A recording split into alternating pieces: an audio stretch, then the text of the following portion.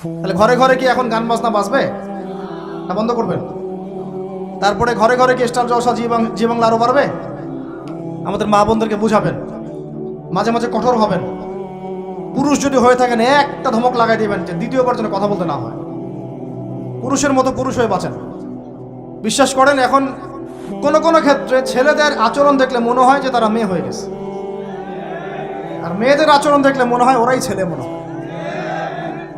ওদের কথার ভয়েস, গলার ভয়েস, চলার ধরন, দাপট সব ছেলেদের মতো। আর ছেলেটা কি করে জানেন? ফেসবুকে বসে মেয়েদের মতো চুলাচুলি করে, কামড়াকামড়ি করে, কমেন্টে বসে বসে। মাঠে এসে লড়তে পারে না, কিন্তু মাঠে লড়তে পারবে না, সামনাসামনি আসতে পারবে না। ও ফেসবুকে শেষ, ওইখানে একেবারে গালি গালাজ করে ধুয়ে রেখে দিতেছে। ওই কথাটাই সামনাসামনি বলার মতো বুকের পাঠা নাই। কিন্তু কথা বুঝতে পারছেন? আমাদের ছেলেদের গায়রত ব্যক্তিত্ব ছেলেদের মতো হওয়া উচিত। পরিবারটা আমরা কন্ট্রোল করবো ইনশাআল্লাহ। আমার মেয়ে, আমরা বেঁচে থাকতে আমাদের মেয়েরা বেপর্দা বাইরে যাবে না ইনশাআল্লাহ। আমরা বেঁচে থাকতে আমাদের স্ত্রীরা বাইরে বেপর্দা যাবে না ইনশাআল্লাহ। পারা যাবে না ইনশাআল্লাহ। আর মা এবং বাবাদের প্রতি কঠোর হওয়া যাবে না। অনেক পরিবারে মা বাবা কথা শোনে না, আমরা জানি।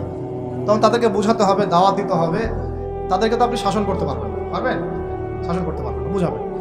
সবশেষ কথা হচ্ছে, এই রমাদান আমাদেরকে শিক্ষা দিবে যাতে আমরা ওই তাকওয়া আমাদের রাজনৈতিক জীবনেও বাস্তবায়ন করি।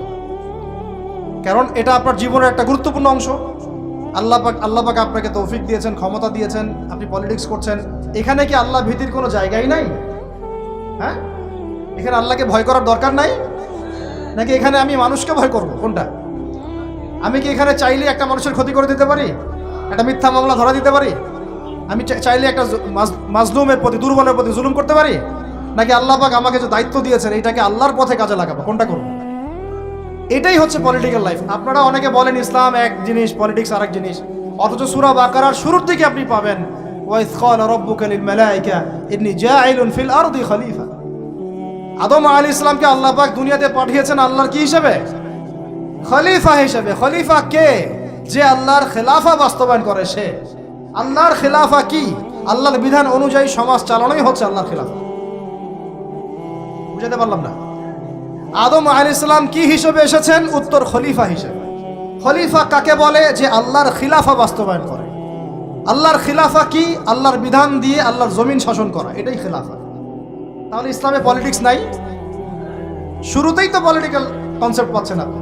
আমরা সবাই আল্লাহর খলিফা নই? আমরা সবাই কি আল্লাহর খলিফা না? আল্লাহর খলিফা হিসেবে আমাদের দায়িত্ব কি? শয়তানের বিধান বাস্তবায়ন করা না আল্লাহর বিধান বাস্তবায়ন করা? এটা হলো আমাদের পলিটিক্যাল হেদায়েত কোরআন থেকে। আল্লাহ রাব্বুল আলামিন আমাদের সবাইকে কথাগুলো বোঝার তৌফিক দান করুন। শেষ করার আগে আমরা একটু নিয়াত করি, এই রমাদানে ইনশাআল্লাহ আমরা সময়কে সর্বোচ্চ মূল্যায়ন করবো ইনশাআল্লাহ। 1, 2 নাম্বার, মানসিক, শারীরিক, আত্মিক প্রস্তুতি নিব যে রমাদান আসতেছে, একটা গোল্ডেন অপরচুনিটি আমার সামনে আসতেছে ইনশাআল্লাহ। 3 নাম্বার, এই রমজানে আমার প্রধান পাঠ্য বই হবে আল কোরআন। কারণ শাহরু রমাদানাল্লাযী উনজিলা ফীহিল কোরআন। এই রমাদান সেই মাস যে মাসে কি নাজিল হয়েছে?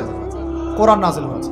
তো আল্লাহ পাক আমাদের সবাইকে রমজান মাসে বেশি বেশি কোরআন তেলাওয়াত করার তৌফিক দান করেন, কোরআনের অর্থ পড়ার তৌফিক দান করেন, এর আদেশ মানার তৌফিক দান করেন, এর নিষেধ ছাড়ার তৌফিক দান করেন, কোরআনের দাওয়াত মানুষের কাছে পৌঁছানোর তৌফিক দান করেন এবং কোরআনের সমাজ বাস্তবায়নের তৌফিক দান করেন। 4 নাম্বার হচ্ছে, রমাদান মাসে আমরা একেবারে ভরপেট খাবো না ভাই। ঠিক আছে ভাই? নিয়াত করলাম তো ইনশাআল্লাহ। পুষ্টিকর খাবার, পরিমিত খাবার এবং ফ্রেশ খাবার। পুষ্টিকর খাবার, পরিমিত খাবার এবং ফ্রেশ খাবার। এর বাইরে গেলে আপনি ফিজিক্যালি দুর্বল হয়ে যাবেন, যে আমরা দুর্বল হয়ে গেছি এখন এই ভেজাল খাইতে খাইতে। প্রতিদিন আমরা বিষ খাচ্ছি, বিষ। কেমনে যে আমরা বাইচে আছি আল্লাহই ভালো জানে। সিরিয়াসলি বলতেছি, খাবারের যে অবস্থা, কেমনে যে আমরা বাইচে আছি আল্লাহই ভালো জানে। এই অধিদপ্তরগুলো যারা নিয়ন্ত্রণ করেন, তারা যদি আইনের সুশাসন নিশ্চিত করতে পারতেন, মোবাইল কোর্ট বসায় বসায় ওমরের মতো শাস্তি দিতে পারতেন, কারো সাহস ছিল না খাবারে ভেজাল ঢোকায়। জাতিকে মেরে ফেলতেছে, তো জাতিকে মেরে ফেলতেছে, ছেলে বাচ্চাদেরকে মেরে ফেলতেছে, বাচ্চাদের ব্রেন ডেভেলপমেন্ট হতে দিচ্ছে না। আমি তো প্যারেন্টিং নিয়ে পড়াশোনা করেছি অনেক, বাচ্চাদের ব্রেন ডেভেলপমেন্ট হতে দিচ্ছে না। খাদ্যে বাচ্চাকে কি কিনে দেন? চিপস কিনে দেন, চকলেট কিনে দেন, এইটা কিনে দেন, সবই বিষ, বিষাক্ত জিনিস, সব বিষাক্ত। আমরা কি খাই? ফাস্টফুড, পিৎজা, বার্গার, রাস্তাঘাটে সব বিষাক্ত জিনিস। চাল ডাল তেল লবণ যা যা খাচ্ছেন মশলা, এর মধ্যে দেখবেন মিশাই দিছে ইটের গুঁড়া, ভুসি। এটা নিয়ে আমি আলাদিন কথা বলবো ইনশাআল্লাহ, অর্থনীতি নিয়ে। মানে এমন একটা অবস্থা যে নতুন করে ইসলামী অর্থনীতি প্রতিষ্ঠা করতে হবে এখন মনে হচ্ছে।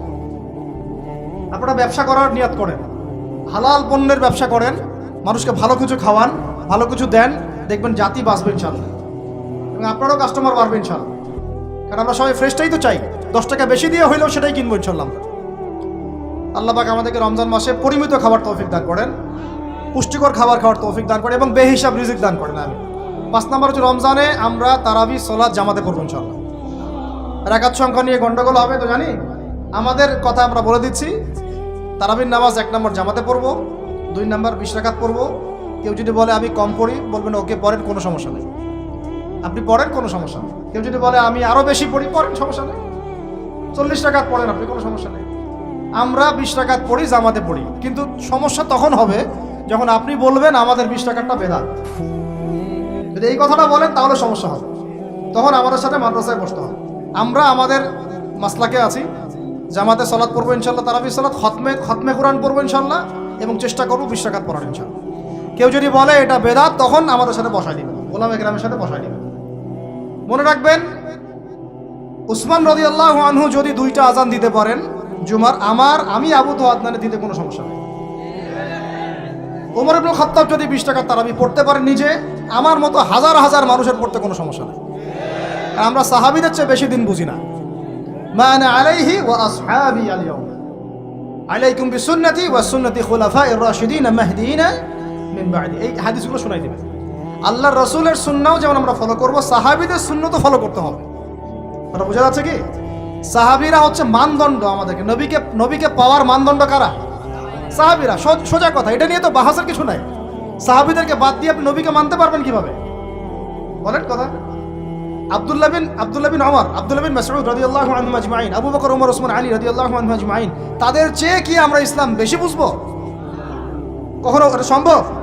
তাদের মধ্য দিয়ে আমরা নবী সাল্লাল্লাহু আলাইহি ওয়াসাল্লামকে অনুসরণ করব, বাস, সিম্পল। এটা হলো খায়রুল কুরুন। আল্লাহ পাক আমাদেরকে কথাগুলা দিলের কান দিয়ে বোঝার তৌফিক দান করেন। 6 নম্বর কথা হচ্ছে ভাই, রমজান মাসে বেশি বেশি মানুষকে ইফতার করাবেন। রাজি আছেন তো ইনশাআল্লাহ? 7 নম্বর, রমজান মাসে সমস্ত ফরজিয়াত আদায় করব, স্পেশালি নামাজের সাথে যাকাত। নামাজের সাথে ওই যে ব্যবসায়ীদের কথা তো বলছিলাম, বহু ব্যবসায়ী আছেন আপনারা, মিলসের মালিক, ফ্যাক্টরি মালিক, ইন্ডাস্ট্রির মালিক, যাকাত দেন না। হিসাব করে বের করেন যাকাত কত টাকা। একজনের যাকাত দিয়ে একটা গ্রামের মানুষকে খাওয়ানো যাবে? তালেবে ইলম যারা এবং ওলামায়ে কেরাম, তাদের উচিত, মানে আমাদের নিজেদেরকেও নসিহত করতেছি আমরা আর কি, যতটা পারেন ডিভাইস থেকে দূরে থাকতে হবে। নাহলে কোরআন ভুলে যাচ্ছি, হাদিস ভুলে যাচ্ছি, এটাও একটা এজেন্ডা হতে পারে। আল্লাহ পাক আমাদেরকে বোঝার তৌফিক দান করেন।